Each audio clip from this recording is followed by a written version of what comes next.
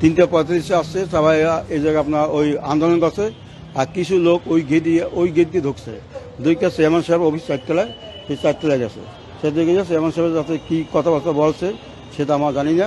আর এই জায়গায় তারা হামলা করা হচ্ছে, তারা বলছে আজকে আমাদের কথা, আমাকে আজকে সমাধান দিব সব কিছুকে। সমাধান দিতে পারি না বিদায় কিছু করতে হয়। তারপর এই জায়গায় অনেকগুলা ইট পাক্কা মারছে এবং গ্লাসগুলো সব ইটে ভাঙছে, পাশও ভাঙছে, এই ভিতরে ভাঙছে, সবগুলো ভাঙছে।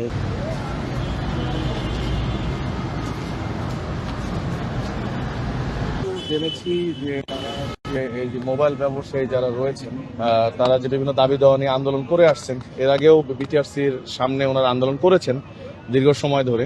তো তাদের কিছু দাবি দেওয়া রয়েছে, এই দাবি দেওয়া নিয়েই তারা এই জায়গায় ব্লক দিয়েছেন এবং অতর্কিতভাবে এই বিল্ডিং এর উপরে আক্রমণ করেছেন। আমরা এখনো প্রাথমিক পর্যায়ে আছি, এখানে আইন শৃঙ্খলার অবনতি ঘটেছে, আমরা তাৎক্ষণিক এসেছি, পরবর্তীতে আমরা এই বিষয়গুলো হয়তো আরো ক্লিয়ার জানতে পারবো।